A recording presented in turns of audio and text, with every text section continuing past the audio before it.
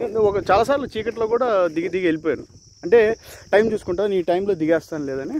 Okay, so ఈరోజు ఇప్పుడు చీకటి పడింది. ఈ చీకట్లో కూడా ఇప్పుడు చీకట్లో ఈ అందాన్ని మీకు చూడాలి. ఈ చీకట్లో ఎలా ఉంటాయి చూడు, ప్రకృతిలో ఆ పక్షులు ఎలా ఏదో మాట్లాడుతూ ఉన్నాయి. వాళ్ళ భాష నాకు అర్థం కాలేదు. అయ్యేది కొట్టుకుంటున్నాయా, తిట్టుకుంటున్నాయా, లేదా నా గురించి ఏమైనా చెప్పుకుంటున్నాయా, అది ఆ భాషలో ఏందో ఏం చెప్పుకుంటున్నాయో. ఇతను షూటింగ్ చేస్తున్నాడు, జనాలకి పంపిస్తాడంట యూట్యూబ్లో. ఓకే, మంచిదే కదా, చూడనీలే. అతనిలో స్వార్థం ఏముంది, పాపం నలుగురికి చూస్తారు అన్నది మంచివాడే పాపం. కానీ జనాలు చూస్తే అందరూ వచ్చేసి ఈ ఏరియాని గబ్బు చేస్తారేమో అని అనుకుంటున్నాయేమో. వాళ్ళు ఇంతవరకు బాగా ఉన్నటువంటి ఈ ప్రదేశాన్ని ఇతను పాపులర్ చేసేసి యూట్యూబ్లో పెట్టేస్తే అందరూ చూసేసి ఓమో వీకెండ్స్ ఇక్కడ స్పెండ్ చేయొచ్చు, వచ్చేటప్పుడు చాలా బాగా రండి, ఏ కుర్కురేలు, చిప్స్, లేస్ ప్యాకెట్స్ తేమాకండి. ఓకే, ఫుడ్ తెచ్చుకోండి అండ్ వాటర్ తెచ్చుకోండి, క్యారీ చేసుకోండి. ఇక్కడ ఏ ప్లాస్టిక్స్ అలాంటివి వేయమాకండి. ఓకే, ఈ ప్రకృతిని మీరు పరిరక్షించండి.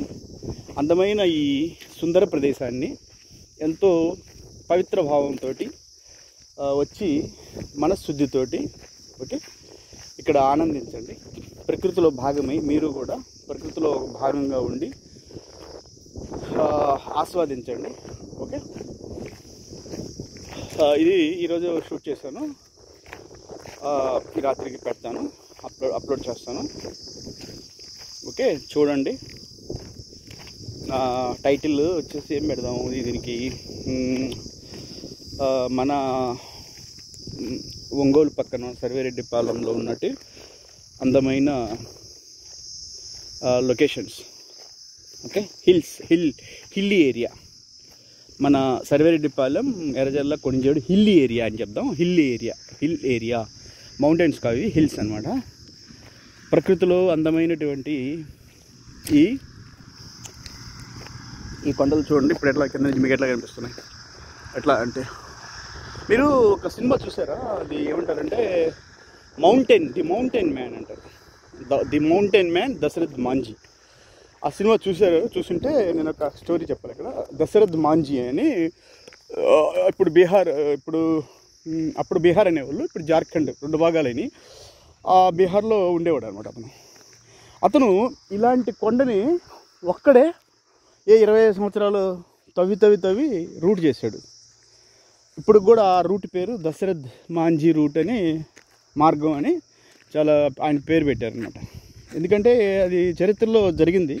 అంటే ఒక మనిషి పట్టుదలకి అతను అంటే జీవితంలో అలాంటి వాళ్ళు కూడా ఉంటారా, ఏది ఒక కొండని ఒక్కడే 25 సంవత్సరాలు తవ్వి ఒక్కడే ఆ ఊర్లో అందరూ వెళ్ళిపోతారు. ఏదో అంటారు సార్, ఏ కాలం వచ్చిందో ఆ కాలం వచ్చిందో అంటారు కదా, వచ్చి అప్పుడు ఆహారం అలాంటివి దొరకకపోతా ఉంటే అందరూ వదిలి వెళ్ళిపోతే అతని మట్టికి అక్కడే ఉండిపోతాడు. మీరు అడుగుతారేమో ఎందుకు ఆ కొండను అతను తవ్వాడు అంటే, అతని భార్య కొండ మీద దాటి పక్క ఊరికి వెళ్ళాలంటే, పెరుగు అలాంటివి పాలు అమ్ముకోవాలంటే పక్క ఊరికి వెళ్ళాలంటే ఆ కొండ దాటి వెళ్ళాలన్నమాట. అలా వెళ్తా ఆ కొండ మీద జారి పడుతుంది అనమాట, చచ్చిపోతే అతను ఆ కొండ ముందు నిలబడి ఇట్లాగే అంటాడు ఒక మాట, ఏ రోజుకైనా నిన్ను ఓడిస్తాను. నువ్వు గర్వంతో తలెత్తుకొని నిలబడ్డావు కదా, నీ తల దించుకునేటట్టు చేస్తాను. నీ గర్వాన్ని దించేసి నిన్ను ముక్కలుగా చేస్తానని ఒక ప్రతిజ్ఞ చేస్తాడు అతని పేరు దశరథ్ మాంజీ. ఆ దశరథ్ మాంజీ పేరు మీదే సినిమా కూడా తీశారు, ది మౌంటైన్ మ్యాన్. అది ఎందుకు చెప్పాలంటే, నేను కొంతమందికి ఒక మనిషి కావాలంటే సాధించటానికి హద్దులు ఉంటాయా అంటే, సాధించాలి అంటే ప్రతి మనిషి తపన పెడితే ఎవరైనా ఏదైనా సాధించగలరు. ఎవరైనా ఏ ఫీల్డ్లో అయినా, నేను చెప్పేది ఏ రంగమైనా కానీ, అది చదువైనా, సోషల్ యాక్టివిటీస్ అయినా, కళాత్మక రంగం అయినా, ఒక యాక్టర్ అయినా, డాక్టర్ అయినా, ఐఏఎస్ అయినా, ఈ పెయింటర్ అయినా, ఒక స్పోర్ట్స్, అథ్లెటిక్స్, జిమ్నాస్టిక్స్, నీకు ఏ ఫీల్డ్లో ఇంట్రెస్ట్ ఉంటే ఆ ఫీల్డ్లో నువ్వు ప్యాషన్ అంటారు తెలుగులో ఏంటంటే దానికోసమే జీవితం, అదే జీవితం అనుకోవాలి. నాకు ఒకసారి అదే మన చిరంజీవి గారు గుర్తొస్తారు నాకు. మేము చదువుకునేటప్పుడు ఆయన కూడా ఈ శర్మగారు చదివాడు అన్నారు, కానీ ఆయన మా కాకన్నా ఎప్పుడు ముందు చదివేసి వెళ్ళిపోయి ఉంటారు. ఆయనకి ఏంటంటే ప్రతి మనిషికి ఒక తపన, సాధించాలి. వెనక ఎవరు లేరు, ప్లాట్ఫామ్ ఏం లేదు, గాడ్ ఫాదర్స్ లేరు. ఎన్టీ రామారావు కూడా అంతే కదా. ఆయన కూడా పాపం ఎక్కడో విజయవాడలో సబ్ రిజిస్ట్రార్ ఉద్యోగం, అంటే స్టేబుల్ లైఫ్, ఒక స్థిరమైన లైఫ్, ఆయనకి ఒక సెక్యూరిటీ ఉన్న లైఫ్లో అతను వదులుకొని, ఇప్పుడు పాపం చిరంజీవి గారు అంటే ఆయనకి కూడా ఆ టైంలో ఇంకా నాకు తెలిసినందుకు ఎన్టీ రామారావు గారు పాపం ఒక జాబ్ ఉండింది. ఇప్పుడు చిరంజీవి గారికి అప్పుడు ఏముండింది, ఏం లేదు. చూడు, ఎదగాలి అన్న ఒక తాపత్రయం మీదే వాళ్ళు ఒక దాన్ని నమ్మారు, దానికోసం కష్టపడారు. రామారావు గారు కానీ ఎవరైనా చరిత్రలో ఎవరి విషయం తీసుకున్నా ఎదిగిన వాళ్ళందరూ ఒక రాత్రిలోనే ఎదిగిపోలేదు. అదే అంటారు, Rome was not built in a single day. ఒక రోజులోనే రోమ్ మహానగరం కట్టబడలేదు. అదే ఒకరు సాధించారు అంటే, ఒక ఐఏఎస్ టాపర్ అయ్యాడు అంటే అతను ఒక రోజులోనే ఐఏఎస్ టాపర్ కాలేడు, ఎన్నో నిద్రలేని రాత్రులు అతను గడిపి ఉంటాడు అన్నది నా మనసు చెప్తుంది. చూడు, చంద్రుడు ఎంత బాగా కనిపిస్తున్నాడు ఇక్కడ. ఓకే, ఎన్నో నిద్రలేని రాత్రులు గడిపి ఉంటారు, కష్టపడి ఉంటారు. ఏది సాధించాలంటే అలా సాధిస్తారు. అది ఎవరినైనా తీసుకోండి, చరిత్రలో వెళ్ళిన ఒక అమితాబ్ బచ్చన్ అంత పొడుగున్నాడు, అతనే హీరోగా పనికి వస్తాడు అన్నారా? అతను ఒక హీరో అయి చూపించాడు. ఈరోజు అంటే నాకు కొంచెం నార్త్లో అంటే నేను ఆర్మీలో ఉన్నాను కాబట్టి హిందీ మూవీస్ బాగా, అప్పుడు అక్కడ కూడా మళ్ళీ హిందీ మూవీస్ అలాంటి చూసేవాళ్ళం. Angry young man, Amitabh Bachchan అని, ధర్మేంద్ర అని, జితేంద్ర అని వాళ్ళు మూవీస్ చూస్తూ ఉండేవాడిని. ఓకే, నాకు కొంచెం ఈ ఫిలిం లైన్లో కొంచెం ఇంట్రెస్ట్ ఉంది. ఎందుకంటే చిన్నతనం నుంచి కొంచెం మూవీస్ అంటే నేనే కాదు, మన తెలుగు వాళ్ళు అందరూ కూడా మూవీస్కి ప్రిఫరెన్స్ అనేది అందరూ ఇస్తారు. ఓకే, పాతకాలం వాళ్ళతో ఎన్టీ రామారావు గారు, నాగేశ్వరరావు గారు మూవీలు చూసేవాళ్ళు. ఇప్పుడు కొత్త జనరేషన్లో కొత్త వాళ్ళు వస్తున్నారు, వాళ్ళ జూనియర్ ఎన్టీఆర్ అని, రామ్ చరణ్ అని, ఎవరో వాళ్ళ ప్రభాస్ అని, బాహుబలి. ఓకే, రాజమౌళి గారు, ఆయన మన తెలుగు సినిమాని సగర్వంగా తల పైకెత్తుకొని ఓకే నిలబడేలాగా చేసినటువంటి మాంత్రికుడు, ఇంద్రజాల మాంత్రికుడు ఎస్ రాజమౌళి. ఓకే, చాలా చాలా సంతోషం నాకు, ఎందుకంటే అలాంటి వాళ్ళు ఫిల్మ్ ఇండస్ట్రీలో అతను అది ఒక సాహసం అనమాట. అలా చేయాలి, అలా చూడాలి. చూడండి, ఒంగోలు నగరం ఎంత ఇప్పుడు కాంతులి, రాత్రి ఇప్పుడు లైట్స్ జరిగాయి కదా, ఎట్లా కనిపిస్తున్నాయి? మీకేమన్నా కనిపిస్తున్నాయా? ఒంగోలు నగరం ఎట్లా కనిపిస్తుంది? కెమెరా నేను ఫ్రంట్ కెమెరానా? ఓకే, ఆన్ చేశాను, చూడండి ఎలా కనిపిస్తుంది అన్నది ఇక్కడ నుంచి మీకు. ఓకే, ఇక మనం టాపిక్ ఎక్కడ ఆపాను నేను? టాపిక్ ఆపాను చెప్పాలి కదా.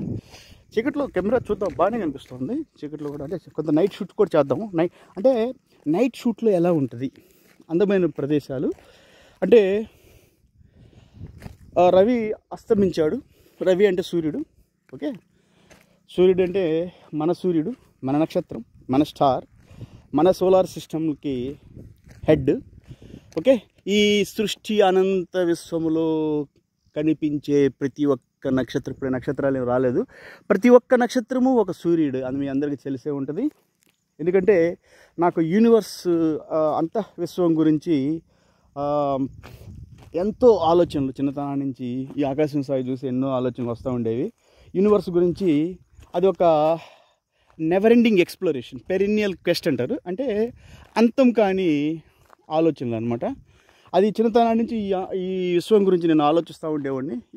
ఈ సృష్టి ఎలా తయారైంది, ఏంటి, మనమేంటి, ఈ భూమి ఏంటి, ఈ భూమి అంతరిక్షంలో ఎక్కడుంది, ఒక విశ్వంలో భూమి ఎంత చిన్న కణం, ఇసుక కణం అంతది, అది ఎక్కడుంది, మిల్కీవే గెలాక్సీ, మళ్ళీ అంటే అలా చిన్నప్పుడు పుట్టిన ఆలోచనలు పెద్దయ్యే కొంది టెక్నాలజీ పెరిగే కొంది, మనము టెక్నాలజీలో చెప్పాను కదా, నా జీవితం మొత్తం 30 years టెక్నాలజీలోనే బతికొచ్చాను. నేను ట్రైనింగ్కి వెళ్ళాను 1989లో. 6 months నా ఫిజికల్ ట్రైనింగ్లో ఇరగదీశారు. ఇరగదీశారు అనమాట శరీరాన్ని. అలా తెలుసు నాకు ఎలా ఎరగదీశారు, ఆ ట్రైనింగ్ ఎలా చేశారు నాకు.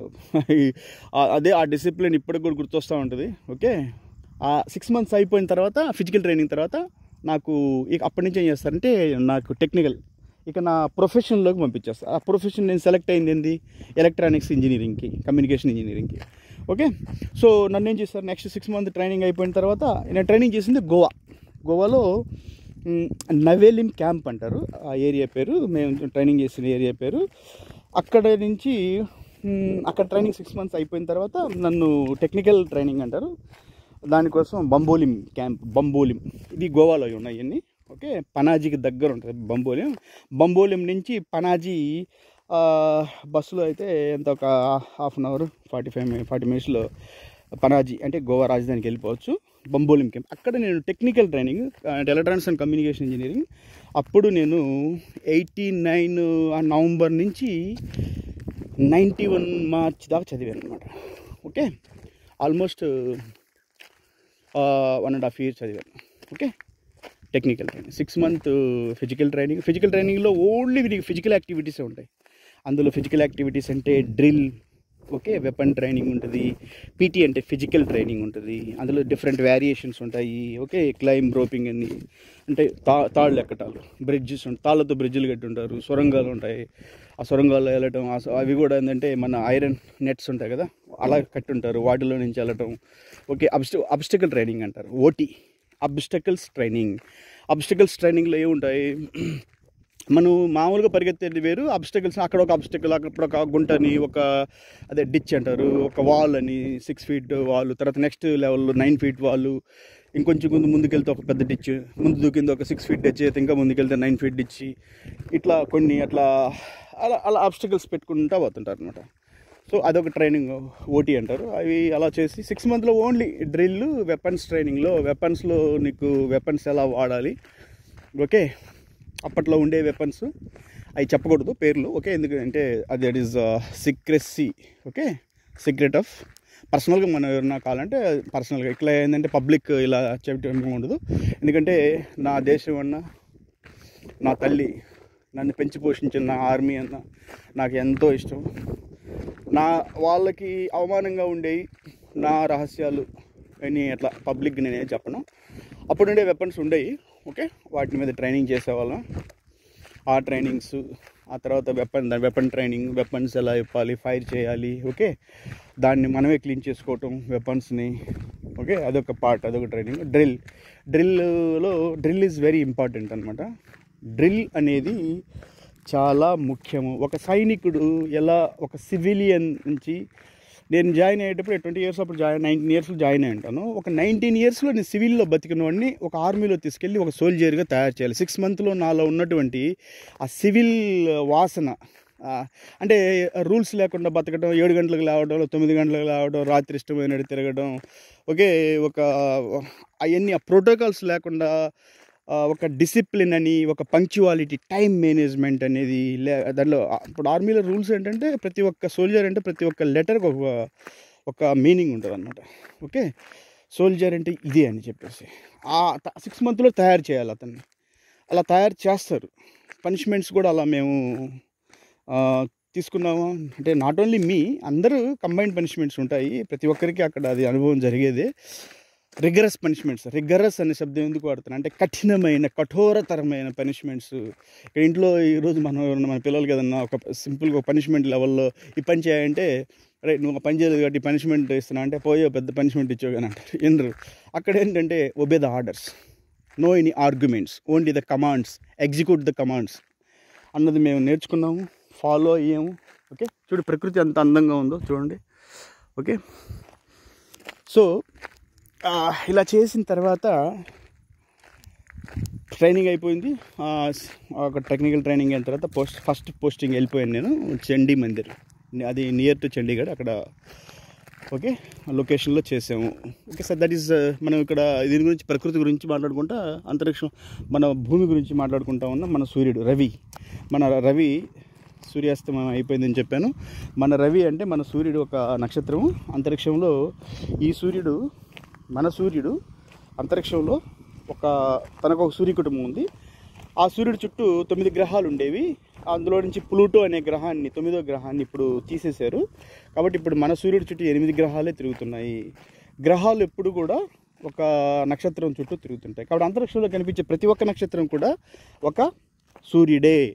ప్రతి సూర్యుడికి తన ఒక కుటుంబం ఉంటుంది. అంటే తన చుట్టూ కొన్ని గ్రహాలు తిరుగుతూ ఉంటాయి.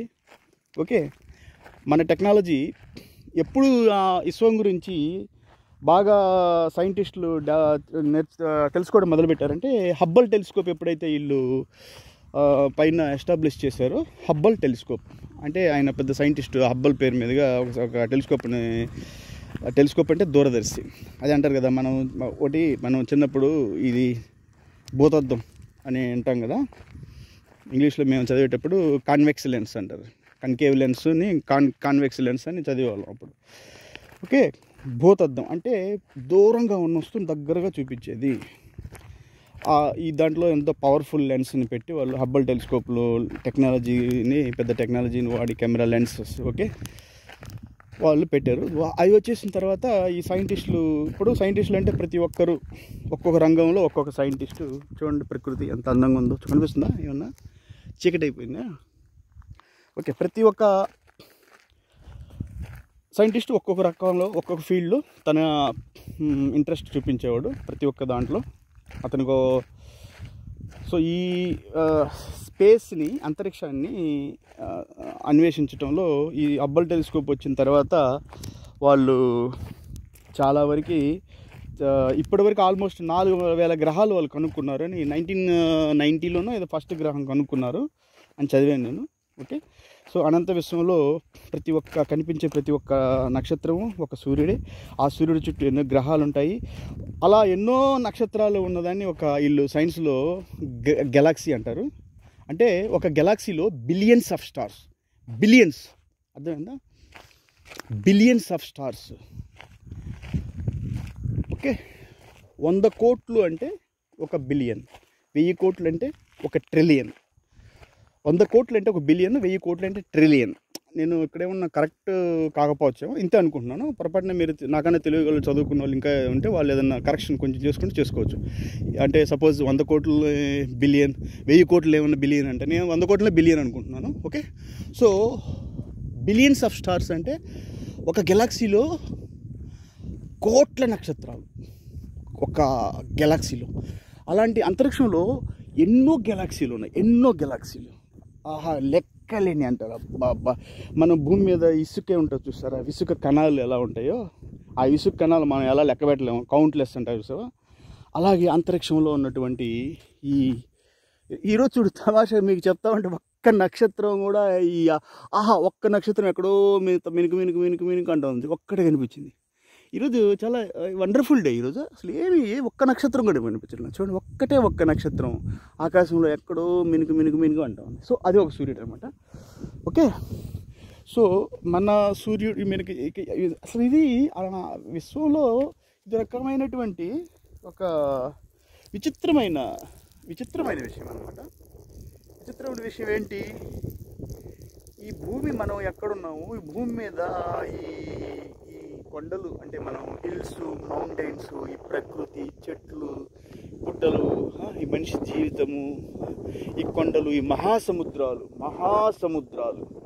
ఉన్నటువంటి 5 మహాసముద్రాలు, ఈ అనంత విశ్వంలో ఈ భూమి ఏదో ఒక బంతిలాగా సపోర్ట్ లేకుండా ఇప్పుడు మనం గ్లోబ్ పెడతాం, గ్లోబు ఒక యాక్సిస్ మీద తిరుగుతూ ఉంటుంది కదా. కానీ భూమి అంటారు చూసావు అనంత విశ్వంలో అలా తిరుగుతూ ఉంది అనేటప్పుడు ఇది సృష్టిలో ఎవరైనా ఆలోచించాల్సిన విషయం. ఇది దీని వెనక ఏముంది? ఆ భూమి మీద మనం ఉండటం ఏంటి? మనిషిగా జీవించటం. మనిషి అని మనం ఒక పేరు పెట్టుకున్నాం. మనిషి అనేది డిక్షనరీలో మనం తయారు చేసుకున్న ఒక డిక్షనరీలో, ఒక తెలుగు డిక్షనరీ కావచ్చు, ఇంగ్లీష్ డిక్షనరీ కావచ్చు, ఏ భాష, ఒక మనిషి అని మనం తెలుగులో మనిషి అంటున్నాం, ఇంగ్లీష్లో వాళ్ళు హ్యూమన్ బీయింగ్ అన్నారు, ఇంకో తమిళంలో వాళ్ళు ఏదో పేరు అంటారు, మలయాళంలో అంటారు, ఓకే, హిందీలో ఆద్మీ అంటారు, ఓకే, ఆద్మీ, స్త్రీని అయితే ఔరత్ అంటారు. సో మనం ఈ భూమి మీద మనం ఉండటం ఏంటి, మన జీవన విధానము అలాంటివి ఈ అనంత విశ్వంలో ఉన్నటువంటి ఏ సూర్యుడికి గ్రహాలు మనలాగే గ్రహాలు ఉంటే ఆ గ్రహాల దగ్గరికి వెళ్ళాలంటే మనము వెళ్ళటం కష్టం. ఇప్పుడు ఉన్న టెక్నాలజీలో ఈ 21వ శతాబ్దంలో మన సూర్య కుటుంబంలో ఉన్నటువంటి మన మార్స్ దగ్గరికి వెళ్ళటానికి, మార్స్ దగ్గరికి అంటే మన సూర్యుడి దగ్గర ఉన్న మొదటి గ్రహం, దగ్గరలో ఉన్న గ్రహం బుధుడు. ఓకే, రెండో కక్షలో ఉన్నటువంటి గ్రహం. ఓకే, రెండో కక్షలో మార్స్. Okay, Mars. మూడో కక్షలో భూమి, 4వ కక్షలో వీనస్. కొంచెం ఇక్కడ కన్ఫ్యూజన్ ఉంది నాకు. 4వ కక్షలో మార్స్, చూడండి మీరు తెలుసుకోండి కొంచెం. సో మన దగ్గరలో అంటే 2లోనూ 4లోనూ మార్స్ ఉంది మనకి. సో మార్స్ దగ్గరికి వెళ్ళాలంటే 8 నెలలు పట్టింది. 8 నెలలు మార్స్లోకి వెళ్ళాలంటే 8 నెలలు పట్టింది. అంటే మన టెక్నాలజీ రాకెట్ మనం తయారు చేసిన రాకెట్ వెళ్ళాలంటే, అలాంటిది అవుటర్ సోలార్ సిస్టమ్, ఇంకో సోలార్ సిస్టమ్ వెళ్ళాలంటే ఎంత టైం పడుతుంది? సో అర్థం చేసుకోండి. ఓకే, ఇప్పట్లో కష్టం. అది ఈ టెక్నాలజీ ఎంత డెవలప్ అవ్వాలి. ఇప్పుడు ఉన్న ర్యాకెట్ సెకండ్స్కి ఏదో 12 కిలోమీటర్ స్పీడ్తో వెళ్తుంది అంటారు. సో నెక్స్ట్ వచ్చే ఎంత స్పీడ్తో వెళ్తే మనం అక్కడికి వెళ్తాం అన్నది, ఇంకేదన్నా వేరే టెక్నాలజీ వస్తాయా? ఓకే, ఎందుకంటే నేను ఇంటర్స్టెల్లార్ అలాంటి మూవీస్, గ్రావిటీస్ మూవీలో ఏదో వామ్ హోల్స్ అని విన్నాను. అంటే షార్ట్ కట్ రూట్స్ ఉంటాయని, ఏదో టెక్నాలజీ ఎలా వస్తుందో, ఎలా ఉంటుందో. ఓకే, సో చాలా మీకు, ఎందుకంటే చీకట్లో మీకు కూడా ఏం కనిపించడం లేదు, చెప్పినా కూడా. సరే, ఈరోజు ఇంతవరకు మనం క్లోజ్ చేద్దాం. ఓకే, రేపు ఏం చేస్తానంటే ఈ సైడ్ నుంచి ఎక్కుతాను, ఈ సైడ్ నుంచి. ఓకే, ఈ స్టార్టింగ్ నుంచి ఎక్కేసి ఇటు నుంచి వెళ్ళి అటు చూపిస్తాను. Okay, thank you.